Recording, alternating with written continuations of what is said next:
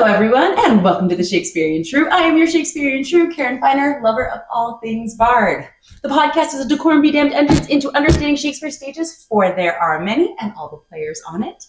I am here today at OSP in Paseo with musical director, and actor Amanda Lee, who will be currently, and also currently, and later. Grammar's hard, everybody. Maybe. As an English professor, I can tell you, grammar is hard.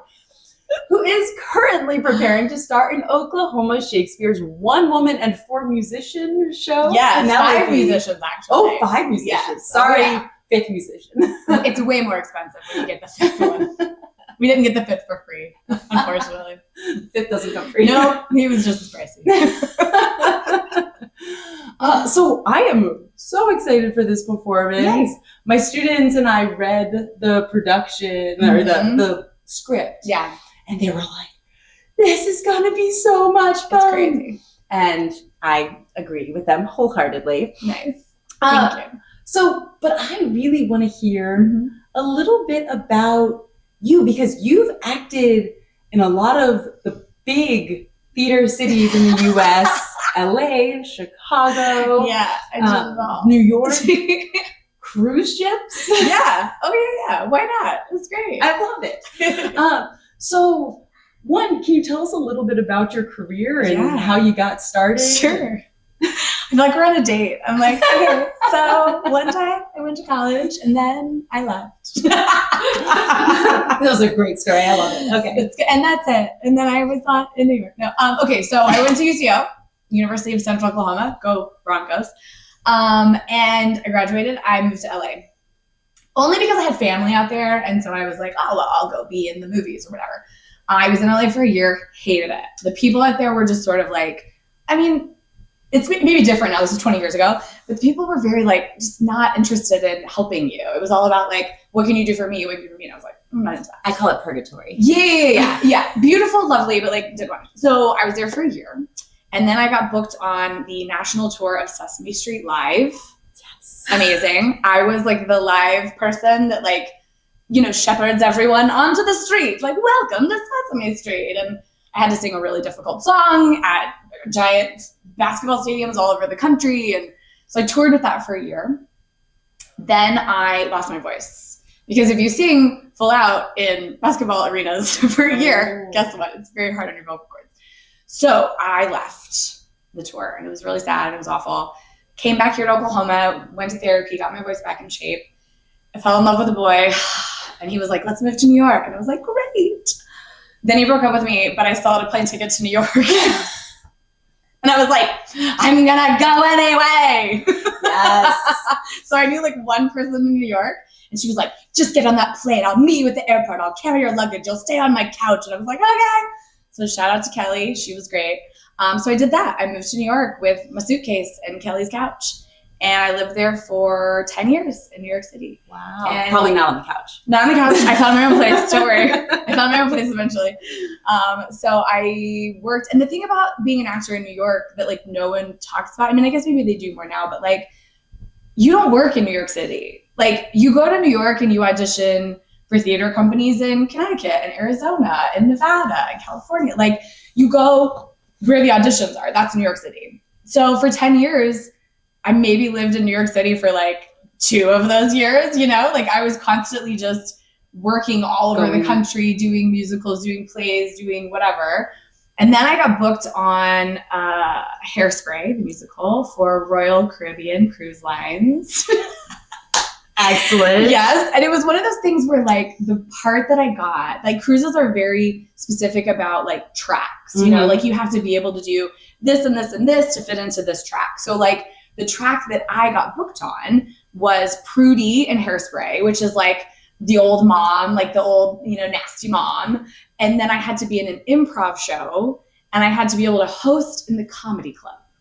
Yeah. Wow. So that's a specific person, right? Quite like the that's trifecta. like, yeah. So it was like me and like 9 other chicks at the audition, and like I got the part. So it was like when it's that niche, because a lot of musical people can't do improv people can't do musicals. There's not a lot of like crossover.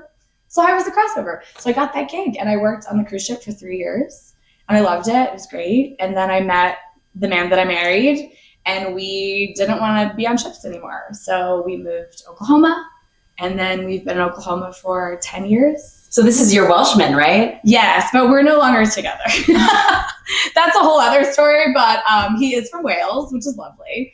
But yeah, so that was kind of the thing was he was from Wales. We didn't really want to be in Wales. He didn't really like New York City. And I was like, let's just come back to Oklahoma. So I've been back in Oklahoma for 10 years, and I've been directing, like you said, and music directing and acting when I can, and just kind of having fun with all my friends here. Yeah. Yeah. So I mean, Oklahoma, everyone, because we kind of had similar, grew up in Philly, went to New York. Oh, I played the Kimmel Center in Philly. Heck yeah. Yeah, I did a show in the basement of the Kimmel Center. Listen, it wasn't glamorous. It wasn't the nice, fancy, big room. It was literally in the basement. But I lived in Philly for a while. It was great. I love Philly. Yeah, I love it too. It's lovely. The people are really nice there. Go Eagles. Yes. Woo. Oh my gosh, that's right. It's coming up. It's coming. Not to date this podcast about the Super Bowl. We're very excited. Okay, good. We've got lots of Eagles fans right in this room. I know nothing. I'll be napping during the Super. I don't know. So I went, Philly, New York, LA, Indiana. Oh, Indiana's nice. I don't think. And then here. Yeah. And people are always like, how did you get here? Why did you stay here? Yeah. I like it here. I'm from here. It's fine. Yeah. And I mean, from all the other places. Yeah. The cost of living. Girl. I have a friend who lives in LA, and I was just talking to him the other day. He was like, what's your mortgage? And I was like, it's $1,200 a month. And he goes, my mortgage is literally 4 times that. And I was like, and you don't even have chickens. And I do. So you're silly. I mean, there is that part of it for those, because I have those same conversations with friends in New York and LA where I'm just like, I mean, you can create your art wherever you are. Yes. It's fine. Especially today with everything being video auditions and submit digitally and whatever. It's like, I don't think you need to be in New York anymore. Instead of, travel from Oklahoma where your cost of living is significantly smaller. That flight might be a little more to get where you're going, but if you can get the theater company to pay for it, then you're fine. Yeah. Yeah. Okay, good. That's but so with all of this, what made you even want to get into acting in the first place? Was that in high school? Was that pre-high school? When did you really decide? Did I decide? Did I make that decision? I don't remember. I did forensics in high school, forensics where you do dramatic duet and I did poetry, and what else did I do? I mostly did poetry, which is kind of nerdy. But the reason I did poetry is because you don't have to memorize it. You can hold on to your poem while you read it in your competition. And I was like, oh, I want to do that. That seems very easy. So I did pretty good at poetry. And then I went to a really small high school. I went to Noble High School. Okay. And back in the day, we didn't really have Noble. Go Bears? I don't know. I coached volleyball there, and my son, he graduated from Noble High School. Okay, Noble. It's better now. It's bigger. They have their own performing arts space. Back when I was there, they didn't have any of that. So we didn't do musicals. We didn't do play. We did one Neil Simon play, maybe my senior year, and it was triple cast. And I was like, I got to go on for Nora for one performance. I was like, I'm an actor now.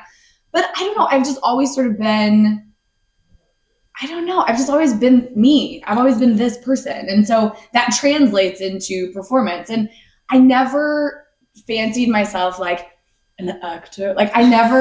I'm a performer. That I perform. If you want me to be on it, I can be on it. If you give me a room, I can entertain. You know what I mean?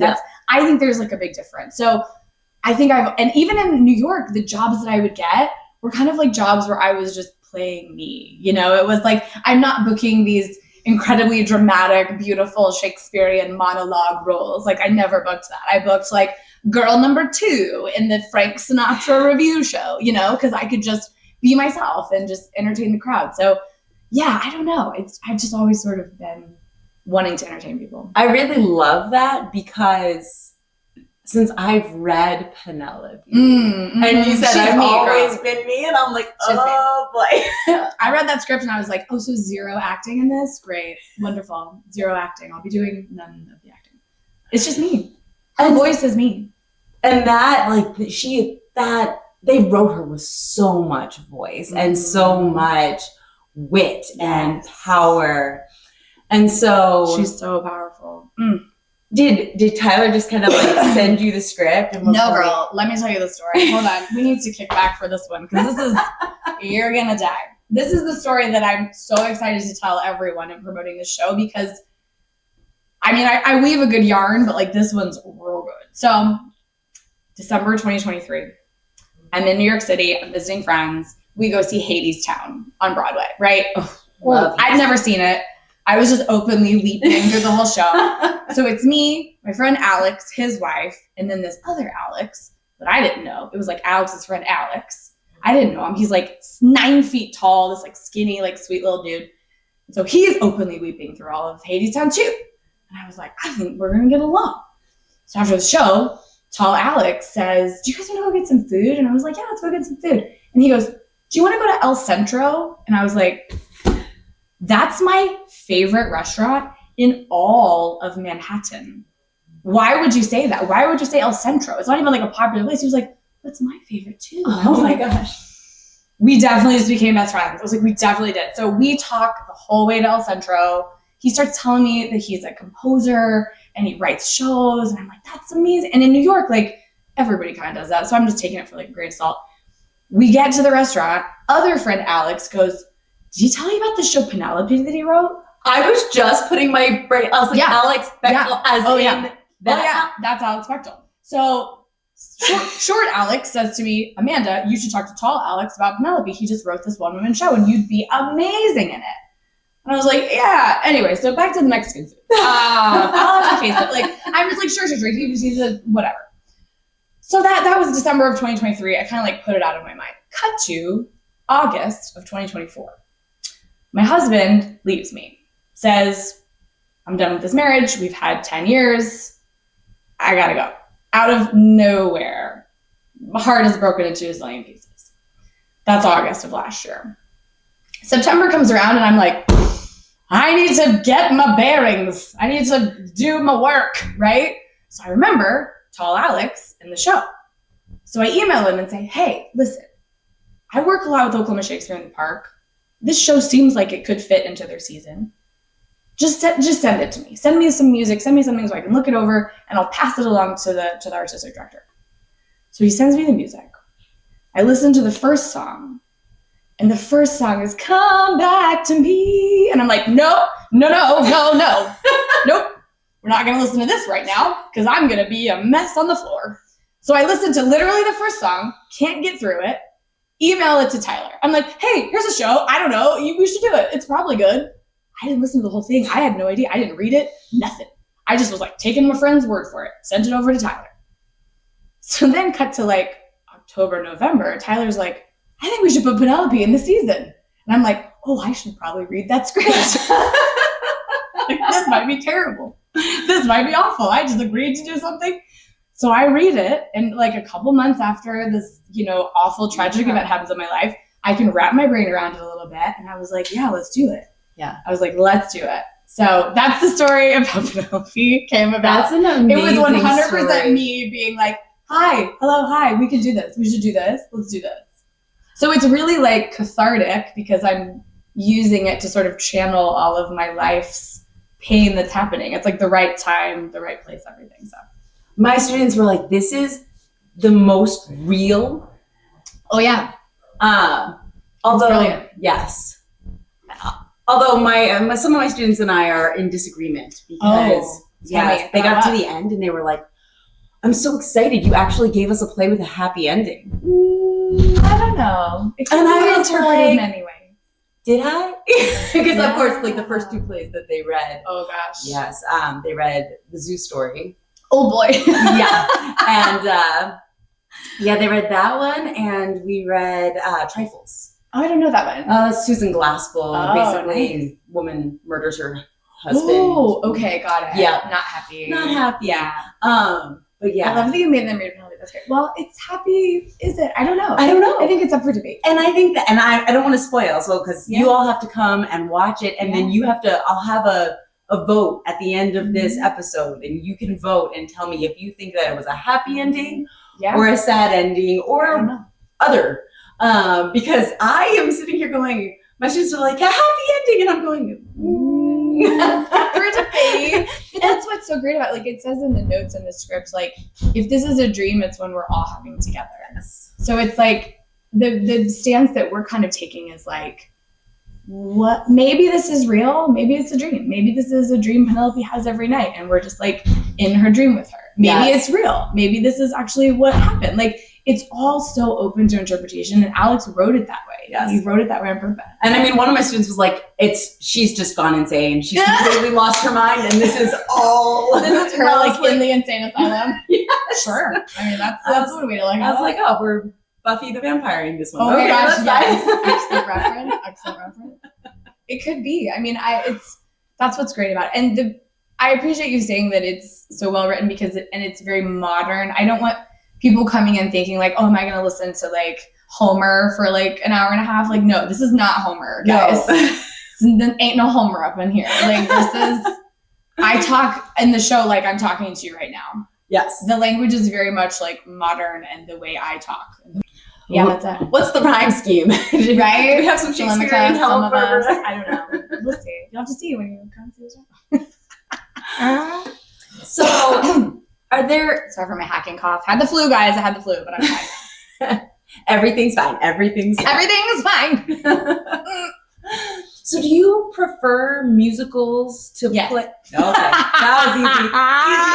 Easiest. Okay, listen. I've been performing with Oklahoma Shakespeare in the Park for 10 years, 8 years. I mean, since I got back. Because I'm good friends with the artistic director. We went to college together. And I've been like, musical? Musical? Should we do a musical? Do you guys want to do a musical? Do you want to maybe do it? We should probably do a musical.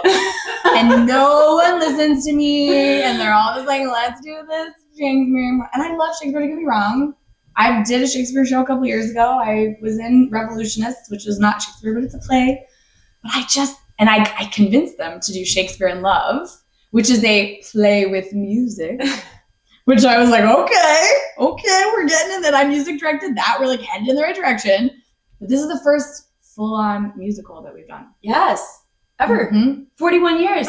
So another reason to make your way to this production because it is history being made.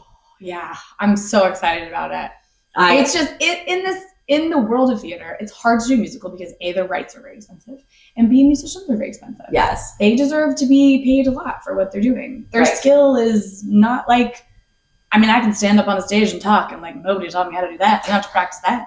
But like these musicians are talent, you know, like they've studied for years and I want to be able to get them paid. So it's just tricky. It is. It's tricky to do musicals. It is. Yeah. But it's just, I don't know, it allows, my students and I were actually talking about this yesterday, why musicals? And because I think it's a trifecta. It just allows you to use all of your senses and it's so all encompassing. Yeah. I'm telling you, last night, we had our music director as also our violinist. And so when we rehearsed with just like a track of the keyboard playing, right? But he came last night and played that violin. Oh gosh. And the minute the first note came out of that violin, I had to like take a second. You guys, I was like, oh boy. Like there's just something about the strings when they like fill the space with their sound. It's like it elevates whatever feeling you have to this other level. And not any other instrument can do that. Like the strings are amazing. And we are lucky enough to have the string trio in this show. And it's just like blowing my mind. Yes. So, yeah. Violin, viola. Yeah, violin, viola, cello, and then we've got a drummer and a keyboardist. So yeah, we start with them next week. So I'm so excited. I mean, I can't wait. And that space is so little that like the sound just lives in there and like wraps all around your ear holes and you just can't get away from it. It's so beautiful. It's just made, like this space is made for this show. And I knew that. So I'm glad it's actually happening. Yes. So, but you played, so you've not only acted and performed in a multitude of roles, but you also have done musical directing and directing. Yes. So I always find that interesting because I'm like, okay, what are the different jobs there with like, and how do they not step on each other's toes? Because I feel like there's got to be some middle ground between those where Yeah, it's tricky. Well, and I'm lucky enough that, I mean, Tyler, the artistic director here, he and we've been friends for over 20 years. So like we have a sort of unspoken language where things, someone's washing the window. Hello. Like, what is that? Hi, just washing the windows. Who is that? Is this somebody we know? Listen, I don't know. This podcast is going to require an edit. Sorry, I have to edit this out. Or leave it. I'm not sure. Okay, to answer your question, it's all about who you work with, right? It's all about working with people that you know you have a shared language and a shared understanding of how the other person works. So, for example, I'm headed to Ohio later this year to direct a high school production of Putnam County Spelling Bee. Love that show so much. And the music director is my best friend. So she obviously tapped me to say like, hey, do you want to come direct this? I was like, sure. So it's really just about like cultivating a team that you understand and you can work well with. So It is so interesting that they're doing the Putnam County Spelling Bee because OU is doing that. I know. They're doing it literally like right before I go out there. So I'm like, I'll just steal all of OU's ideas and then just go do that in Ohio. Done. Job done. Love it. I don't have any work to do. It is interesting that it's almost cyclical Mhm. with Oh, yeah, performances where Yeah. like a show will come out for some reason as you like it. This past summer Everybody and fall, was I doing was like, I saw Yeah. 4 performances of As You Like It. A lot of it too is not so much for Shakespeare, but the rights to things kind of change. So like if the rights to something become cheaper, then suddenly everybody wants to do it. So that has a lot to do with it too. That makes sense. Yeah. And you want to get on that train as quickly as possible. You're like, well, it's cheap now. We can do it. So Let's go. Mhm. That makes sense. yeah. But I like directing and I like music directing and I want to do more of it. But it's definitely a heavy lift. You know, like it takes a lot of time and it takes a lot of your brain space. And yeah, but I love it. I also do a lot of like, I directed Jane Austen's Christmas Cracker here a while back. And I have a really strong background in character-based audience interactive improvisation. So what that means is like, I'm going to be in a character and I'm going to entertain all of you amongst you in that character, which is a lot of what happens in the Christmas Cracker show that we do. Yes. So when I directed that, I really dive into like the improv aspect of it. And sometimes I'll come back and like just jump in and do like a quick class with everybody. And like my real job, it's in New York City, so I'll go there for work sometimes and they'll be like, can you just do like some quick improv games with us? And I'm like, yeah, absolutely. So here's this like corporate environment. And I'm like, all right, let's circle up. You know, it's time for improv games. And they like love it, you know? So, Do you have a favorite improv game? do I have a favorite improv game? Yeah, the one that I do a lot is, it's called, okay, hold on. It's the actual name of the game is called Sex With Me, but we had to change it on the cruise ship because that offended somebody. So we changed it to Date With Me, a date with me. And it's literally like a line game. And you pick any object in the room, like a banana. And then you say, okay, a date with me is like a banana. It's very appealing. And then you just go down the line and everybody steps forward when they think of something that like is punny or silly or dumb. So I play that game like at dinner with people and I'll be like, okay, somebody pick an object. Like a date with me is like a spoon. It's gonna be smooth and shiny. I don't know. Like literally you could just say anything and it like works. So that's my favorite game, Date With Me. That's a fun game. Yeah, I'll have it's a fun to one. play that one. It's easy. It's like not scary for people that are like, I don't want to jump around and pretend to be a tree. I'm like, you don't have to pretend to be a tree. It's fine. You can just say words. We'll make you be a tree next time. Next time. So, are there any certain things you look for in roles that you really want or? That's a good question. Yeah, I'm 44 now. And like for the longest time in LA and New York, it was like, I just auditioned for everything. It was like, I don't care if it's I need money, you know? I was like, if it's a part, I'll do it. Whatever you got, let's go. I remember in LA, one time I did this gig in LA and I still think about it. Like, was that a fever dream? Like, did I do this?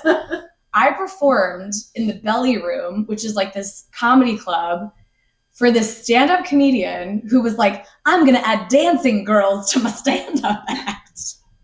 And we rehearsed like in the gym of her apartment building. And it was like me and another girl. And she had this like concept. And we wore like bikinis or something. I don't know. Like, I think I was low-key a stripper. I have no idea. But I like read about it in backstage and I was like, yeah, let's go. I'll be a dancing girlfriend. So we go to the comedy club and there was like 4 people in the audience. I think they were all like related to the comedian. And I don't even remember what we did, but it was like a full-on choreographed routine while this woman was like doing stand-up. I mean, those are the kind of gigs we did at 24 when it was like, are you paying? Yeah, let's go. So like cut to 20 years later, I am so specific about what I do. I don't have the bandwidth. I don't have the time. If it's not something that I am madly in love with, I'm not going to do it. Like, I'm so sorry. I'm so sorry. Like my friend in Ohio that I'm going to direct for, she's been bugging me to come direct forever, but she did like Grease. And I was like, no, thank you. Like, sorry, but no. So it wasn't until she did a show that I was like, oh, Spelling Bee, that's one of my favorite shows. You know, I am lucky enough that I have a real big girl jobby job that pays me lots of money. And I work from home every day from 9 to 5. And then the rest of my time I can just do with what I want. So that time is very precious to me. And I don't want to learn a part if it's crappy. I don't want to be on a stage trying to convince you of something that I myself don't believe in. So that's why I do parts like Beatrice and parts like Marie Antoinette and parts like Penelope, where what I'm saying I mean, and also requires very little acting. Because in my heart, I'm a little bit lazy. And if I don't see myself in that role, sorry, I don't want to be sad on stage. I don't want to be weepy and awful. I mean, I am a little Penelope, but like, I just don't have time to plumb those depths. I just don't want to. I mean, I just like to entertain, you know? I just want to entertain people. So that sounds fair to me. Right? And I mean, especially in the position that you're in where you don't have to. No, exactly. It's different than the Belly Room strip club dance that I was doing back in 2003. I like blacked out about it. And then it like came to me the other day. I was like, oh, did I perform in the Belly Room? I think I did. Like, listen, the things we do in our 20s, right? Yes. I will. Yeah. Mm-hmm, yep. It's fine. Anyway, everything's fine. You get into your 40s and you're like, yep. Okay. Well, we don't do that anymore. Yeah, unless we want to. I mean, hey, go be in a bikini in the ballroom if you want to. We still got it. We just only flaunt it if we want to. That's right. It's specific now. I love it. So when you're thinking about these roles, you mentioned Marie Antoinette, you mentioned Penelope, of course. What are some of those characteristics that you find in those women that you're like, yes, that? I will tell you right now. So when Tyler directed The Revolutionists, this was like 8 or 9 years ago, he called me and he goes, okay, I'm directing The Revolutionists and I'm reading the script and I just sort of hear you in my head. He goes, as I'm reading her lines, Marie Antoinette's lines, I just hear you saying them. And I said, oh, okay, so I have this part that I have to audition. Great, thank you so much. Thank you so much. I don't want to audition. And it's the same. Like, I also perform with Whodunit, Murder Mystery Dinner Theater. Shout out Whodunit. Get your tickets online, whodunit.net. Thanks. I perform with them as well. And the scripts are all written by our director. She writes all the scripts. And she said, you know, I'm writing the script and I just hear your voice in my head when I'm writing. So that when I read the script, I can tell which character she wants me to be because it's the one that sounds like me, right? And it's the same with Penelope. I read Penelope and I was like, this just sounds like me talking. And I mean, like I said, I'm not being shy about this. I'm lazy. I'm a lazy actor. So if I can read a script and I can already clue in to how those lines go, and I already have an idea of what that character is, because it just sounds like me. It just feels like me. It feels right in my gut. That's how I choose. If I have to go be somebody awful on stage that's abusing children, I'm like, I'm sorry, no, I don't want to play this part. Like, sorry, I can't do that. Yeah. I just want to be Fun Time Sally.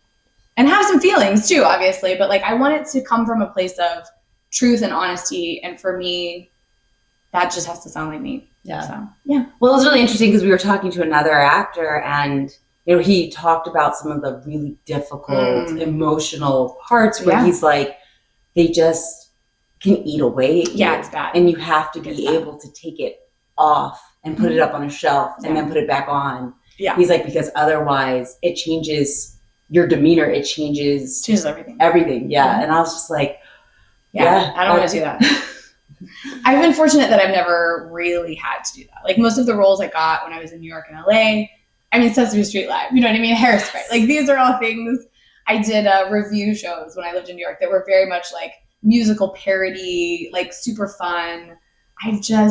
People see me and they don't immediately think like, oh, she definitely should play the girl that got raped in the alley. Like no one thinks that because that's just not my vibe, you know? Yes. So, and also I'm very tenderhearted, like as a human, and I don't find myself recovering from things like that quickly. So I don't know that I would be able to put it on a shelf like that actor said. I don't know if I could do that. It's too hard. So yeah, you got to know yourself, know your limits, right? And it's nice, I think, that you do have such a firm understanding of like, okay, this is what I want to do. Because there's plenty of people who can do that, and they're amazing at it. And I have nothing but respect for them. I just don't think I'm that person. So. Yeah. And you don't really want to be. It's like you're just like, I'm good. No, maybe when I'm older, maybe when I'm like ancient, I'm like, I'm gonna be serious now.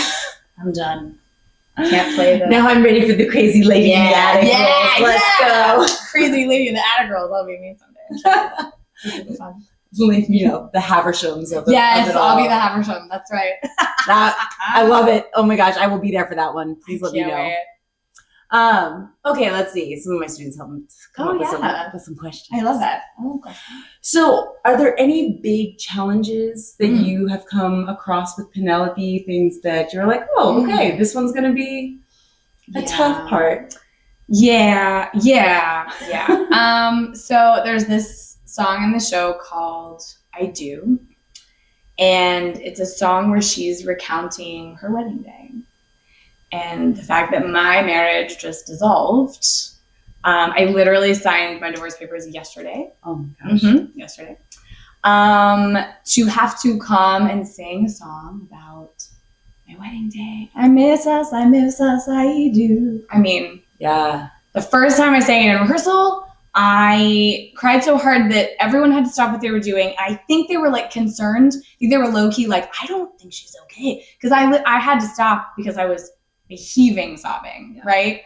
And the stage manager like brought me a tissue. Like it was very sweet. Like I'm fortunate that everyone here is so loving and kind and understanding. And it's a safe enough space that I can have those emotional breakdowns and recover. So, and even last night, I signed my divorce papers yesterday. And last night, Tyler was quick to say, we don't have to rehearse. Like you can do whatever you need to do. And I said, you know what?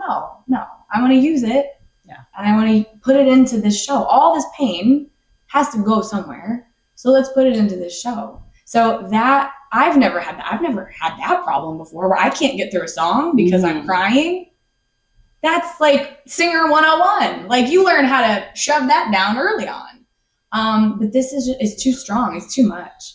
And there's lines in the show too that I feel myself catching on. And it's hard as an actor because you can't fully get rid of that. You can't completely shove that down because you got to access it a little bit. But how far do you lean into it without it being overwhelming? Right. It's like trying to figure out how much of the faucet to turn before all of a sudden you're... Yes. Yeah. Is it a sprinkle or are you all of a sudden being waterboarded by all of this? Yeah. So we got to keep the waterboarding to a minimum, but still let some of the water in so that I can get across in the best way possible what Penelope's going through. Well, I'm so sorry. Oh, thanks. It's okay. It's for the best now. I'm okay. Yeah. No, it's still, I get it. It's crazy. It's been a crazy 6 months, but here we are. I don't know. I feel like for a lot of us, because I got divorced about, 4 years ago? Oh, wow. Okay. So you get it. I get it. And it was just for us, I think it was more just like COVID. You either, either strengthened you or it broke you. Yeah. And we broke. Yeah. And that's what happened. Yeah. And so, but you're okay now, see? Yeah. And you're going to watch the show and you're probably going to relate to some stuff too. Like you're going to be like, oof, like, hold on. Yes. I mean, even reading it, I was like, wow. Like it's just, again, I think what I loved so much about it, and I'm not going to lie, Alex, props. Like I did not see you being a tall man. Yeah. Well, there's two ladies who helped write it as well. So Alex, I think mostly did it. And then he brought in these two ladies to kind of like, my impression is like the ladies came in and put their like lady spin on it. You know what I mean? Like I think Alex did a lot of all the music and the lyrics, and then the story kind of they zhuzhed it. They probably made it better. there. But yeah, he's a very tall man. For sure. But he wrote it during COVID when he was separated from his partner. So he channeled all of his pain into this. So this has just become compounded. See? Yes. It's full circle, Karen. It's full circle. It is. Yeah. But yeah, it's going to be an amazing performance, though. I'm glad you've read it, and that's the thing. It's like no one knows this show because it's not known. Like it's never been done here. It's barely been done anywhere. It's only been performed at maybe like 3 or 4 other theaters across the country. So it's hard because people don't know. And then like my music director was the same way. I had all these musicians trying to convince them to do a show that they've never heard of. They're like, what even is this? What am I playing? What is it? And my music director, when he finally sat down and listened to all of it, he was like, Amanda, this music is crazy good. It's like, I know, but you just have to like listen to it and, get it in your ears to have that effect. You don't know until you hear it. Yes. And actually that's yesterday in class, we broke down the songs to talk about like the different elements that we saw in terms of that's cool. The patterns and the refrains and those different You're doing elements. more work than I am. I didn't do that. I just figured. But and then we were trying to kind of give it a genre. Like what? Oh yeah, what is it? Well, yeah, and we were like, is it blues? Is it like every song is kind of different.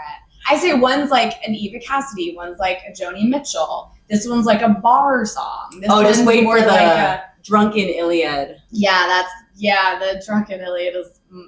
Let's just say it's the first song I had fully memorized in my brain because I sang it so much because I just liked it. I just sang it because it was fun. Oh man, we were just joking around and because it's take a shot. Yeah, we're drinking through the whole show. If you come, just know, like we're drinking. So, we'll be there. There's literally like a 6-minute song that I just like encourage everyone to drink through the whole song. I'm telling a story. Like there's a point to it, but mostly it's like. And you know what's funny? This is great. So yesterday, Divorce Papers. I come here. I sing through the whole show. We run the whole show last night. And during Drunk Iliad, I was just like letting it rip, man. I was having feelings. I was letting it rip. And afterwards, Tyler goes, he's giving me notes. And he goes, so, maybe it's just because of today. But like, some of your songs sounded a little angry. I was like, oh, interesting. Yeah, that's probably just today. I'll work on it. So less angry tonight. We'll see where we go.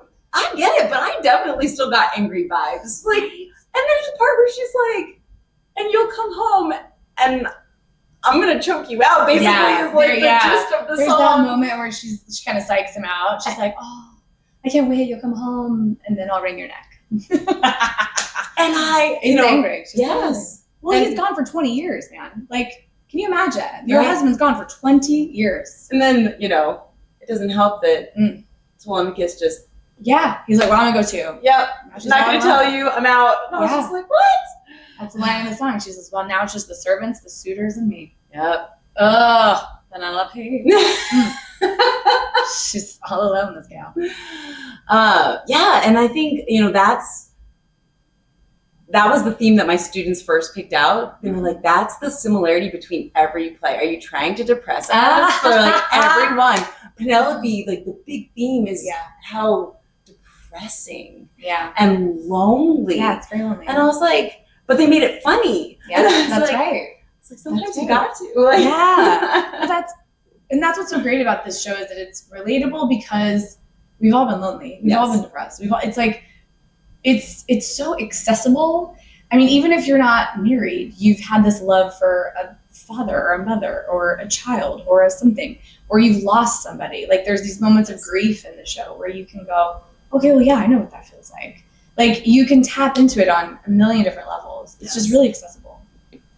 It is. I'm very excited. Yay! It's going to be very fun. Okay, so I don't want to step on. We're gonna have a follow-up podcast that is going to be talking about the ASL production. Oh yes, that is going to be on the 22nd. Super excited. With Michaela McCall. Sorry, Michaela. Love that. So we're very excited about that. But they'll talk more about that with you all. So I don't want to step on their toes. But do you have any advice for emerging actors? Emerging is such a good word. I'm emerging from the womb. Doing acting. Emerging. I don't know. That's just, I've never heard that. Right? Can you picture it? They're like, I'm an actor now. I've emerged. Sorry. You're an English teacher, so you use all these great words. And I love it. Do I have any advice for emerging? I think kind of touching on what we talked about a little bit ago with, you don't have to be in a big city. Like, you can submit online for a million different things. So just do that from wherever you are. I mean, there's movies being made in Oklahoma like every day. Go submit to be an extra on the movie and see if you like that. You can usher for free. This is part of my theater calendar that I promote. You can usher for free at pretty much every theater in the city. So go see shows for free and see what you like and see what you don't like and get inspired by things. Like, you don't have to, it used to be like, you gotta go to New York, you gotta go to LA, that's it. That's the only way to be an actor. The other thing I would say is, don't get stuck. Because I see a lot of people who are like, I wanna be an actor. And then they go to grad school for 1,000,000 years, or they go wait tables for 1,000,000 years, or they stay in their hometown where they're comfortable because maybe they just don't feel like it. They're scared. Mm-hmm. You can't do that. You have to try. You have to put yourself on the chopping block and see what happens, because otherwise you don't know. You're not an actor. Like, sorry. Like, no offense to all the waiters of the world who fancy themselves actors, but like, you're a waiter. That's it. And if you want to act, go be an actor. If you don't have money, do something to get a lot of money and then stop doing that thing and go be an actor. You know what I mean? So it's kind of harsh advice, but I think you have to just go do the thing. Yeah. Whatever that means to you. And I hustled harder than anybody I know. I hustled so hard. When I lived in LA, when I first moved there, I was performing as Dora the Explorer at children's birthday parties. I don't speak Spanish. It was awkward. This was another time. I should never have done that job, but it paid great and I made really good tips because I was small and adorable. So I went and did that. I went and taught after-school workshops in music theater for different schools all over the place. I went and did random performances of MAME in the middle of nowhere for free. Like, you just hustle and put as many jobs on that resume as you can to see what you like and what you don't like. I did extra work out in LA for like tons of movies and stuff. I didn't really like it. I didn't really like on-camera stuff. I didn't like I gotta wait for 6 hours to go walk from here to there for 13 seconds. Are you kidding me? That's my day? No, I didn't like it. So you gotta do all the things to figure out what works and what doesn't. That is great advice. Thank you. I'm also really excited that you brought up your amazing calendar of Central Oklahoma theater, because I found it and I was like, why did I not know this existed? Mm-hmm. And now I do. And the joy. So tell us a little bit where to find that. Okay. I'll tell you. Our lives so much easier. I did. And I'll tell you where it came from. I was in Boston for work. I had a night off and I was like, this is Boston. This is a great city. Lots of theater going on. I'll go see a show. How do I know what's going on? I literally had to Google like theaters and then go to the website and see if anything was playing that night. But then I was so frustrating. So I said, what if there existed like a cumulative place, like an aggregate place where if I wanted to go see a show on a Friday night, I could just go to this aggregate place and it'll show me all of the shows that are playing. There'll be links where I can go get tickets, and then I got my show night done. So what I did was I went on Facebook and I basically created this for Central Oklahoma. And I struggled with the name of it because I was like, it's not all of Oklahoma. I don't ever go to Tulsa. So it's like Central Oklahoma Theater Calendar. That's the name of it. Central Oklahoma Theater Calendar. I know it's a lot. I didn't want to put Oklahoma City because there's stuff that happens in Norman. Can't forget Norman, right? So that's the name I came up with, Central Oklahoma Theater Calendar. I update it every week and every month with every single show that's happening that I know of in Central Oklahoma. So anything from high school productions. If you want to send me your high school production, I'm happy to put it on. There's like workshops, schools and things that I put on there, college productions, community theater productions, touring shows that come through town. There's also like Fathom Events does this amazing thing where they put the Metropolitan Opera on like the movie screen. So I include those on there. Like if you want to go see a Metropolitan Opera in your movie theater, you can. So I update it and all the information is on there if you need it. And right now I think it has maybe like 600, 700 followers. So I would love to get that number way up because I think it's just a helpful way to get more butts in seats, to get more people aware of what's going on in Central Oklahoma. Everybody always says, oh, there's nothing here. It's such a wasteland for creativity and art. And it's like, no, it's not. You have no idea how much stuff goes on here. I have people emailing me constantly about, oh, can you put my theater on there? Can you add me in? It's like, I didn't even know you existed. So it's like, we need more proponents of theater. And that's what I'm trying to do. I absolutely agree. I think when I first moved here, I was in that same boat where I was like, I'm in Oklahoma. There's nothing here. I know. And it was just, all I thought was the Civic Center. Right. And like, that's all I knew existed. Right? Nope, there's so much more. There's so much more. Mm-hmm. And so I'm really excited that you put all of these shows in one place. And I hope all of you, my lovely listeners, will go find shows and take our advice and usher and do things so that you can see productions, whether you're an actor or you just love theater and want to see more of what's out there. Because I think sometimes we forget that there is so much more. There's so much more. And some of the best productions I've seen have been university productions, because university students, they put their heart and soul into this work.